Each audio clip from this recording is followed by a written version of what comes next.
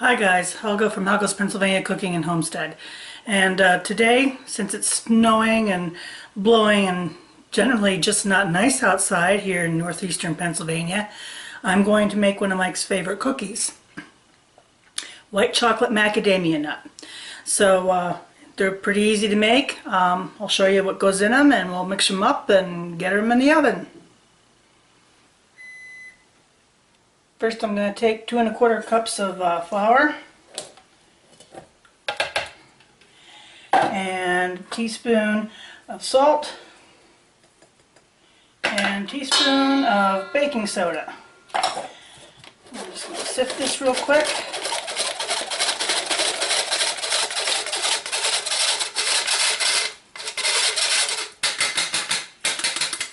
Okay, and then we're going to combine our wet ingredients. What I'm going to do is take 2 sticks of butter, which is a cup, and we're going to put that in and beat that.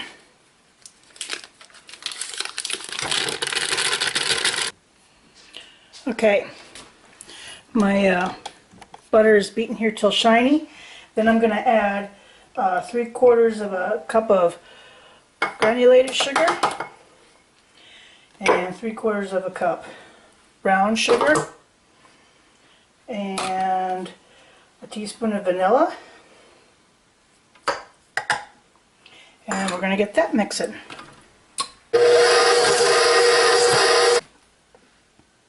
Okay, I've got that mixed up, and now I'm going to add in, get this out here a little bit more, you can see it. Now I'm going to add in my eggs. And it says 1 at a time. Throw in my other one. Get that mix in. And then we're going to add in our flour portion here gradually.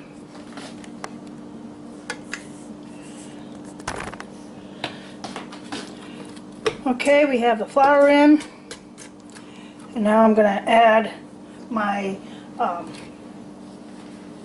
my morsels, my white chocolate morsels, and we're going to get them mixed in. And then I'm going to add, that's 2 cups of white morsels, and then I've got my cup of white macadamia nuts here chopped up, and they'll go in here last to mix.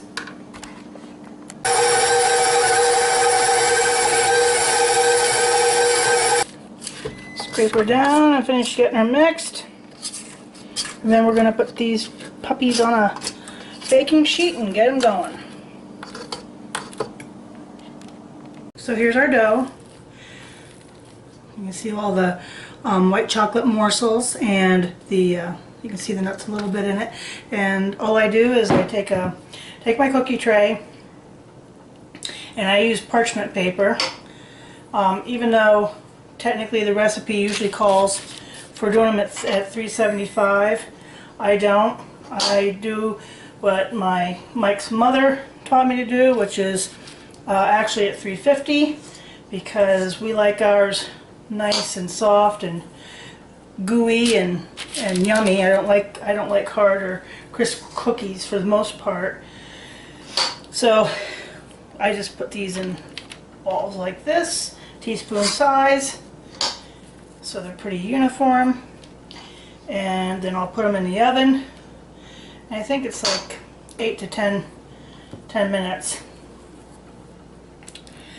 And as soon as I start to see the bottom start to brown at all, even if the top is not real, has much color, as long as the top is set, as soon as you see the color start to come on the bottom, that's usually when I pull them out. One of my pet peeves is overdone cookies, and I would say 75 to 80% of the people that I know who make cookies and think it's no big deal tend to overdo them, and they're not as good as they could be. So there's a right and a wrong way to do everything in life, including cookies. Funny story, my best friend, we used to make cookies when we were young, And, well, I did. She didn't cook back then. We were both farm girls, but she didn't cook back then. And I was the baker, and I'd be trying to make chocolate chip cookies, and her and another friend used to be there eating up half the cookie batter, and I'd be lucky if I got a dozen out of a batch before they ever hit the oven. So anyway,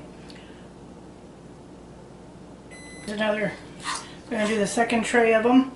Another note about this is a good dough to freeze. So if you don't want to make them right now, but you'd like to have them in the have the dough in the freezer for a later time, and you want to pull them out and bake them quick, and the hard work's already done, put them in, make them into the little size teaspoon balls here that I'm making for the cookie size, freeze them, put them in a bag, and you've got cookies ready to slap in the oven at a moment's notice that are far better than that stuff you buy in the store. I don't know how people eat those. Those are disgusting.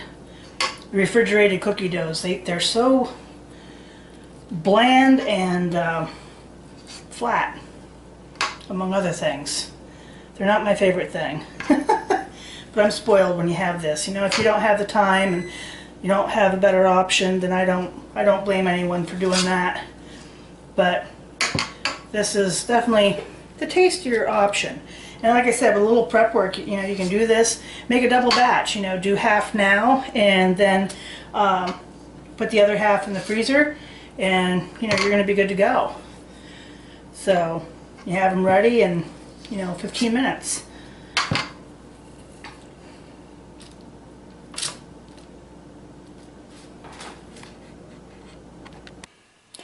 Okay, I just pulled these out, and if you look here real close, you can see the light color coming here on the bottom. The top is set, and I'm going to let them cool a little bit before I even transfer them over to my cooling rack. But that's what you're looking for, so you get that nice, chewy, nice, yummy cookie that's not overdone. Okay, the second ones are out, and you can see they have just a slight golden around the edges. Tops are set. Let them cool. And here they are out of the oven. And as you can see, that's what they look like. Nice golden on the bottom side, not too done on the upside. So you know what comes next. You gotta try them out and make sure Michael's not gonna die or anything when I give these to him. Because when he sees these, he'll inhale them. Okay, so the all-important taste test, and here you can see what they look like. And that's what they ought to look like. And, oh, look at that. Look at the gooey goodness inside with the melty white chocolate chips. Mmm. Mmm. Believe it or not, these are not my favorite cookie, but I do like them. And they are really yummy. You know, when you have them golden just like that, there's a little bit of a crunch on the outside, but then the inside is nice and gooey, and, well, you know, it's just like perfect. So, I'm going to finish taste testing and cool the rest of these and pack them up for Mike so he has them waiting when he gets home. And that is the white chocolate macadamia nut cookies. Enjoy. Until next time, bye.